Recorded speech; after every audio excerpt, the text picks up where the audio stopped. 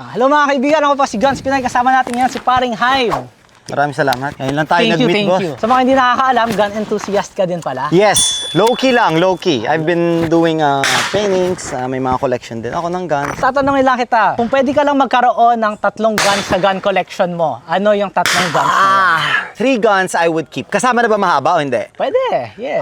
Shit. Mas mahirap. Okay, for 3, hirap naman yan. For 1, everything considered, tactical, everyday use, or emergency home defense, I would go for either the PO7, CZ-PO7, or the Glock 17, which I have right now. If I have to choose talaga between them, baka I'll choose the Glock 17 muna. So it's more dynamic lang, marami akong malalagay na accessories, and I could do whatever I want with it. For a carry naman, pick between 2, actually 3.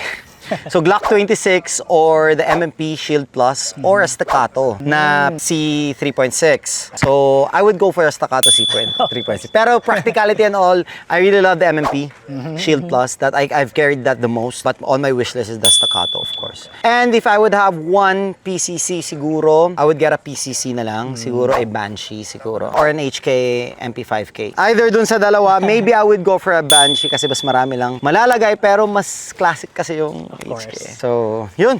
Those are my choices. Thank you, brother. Maraming salamat, pare.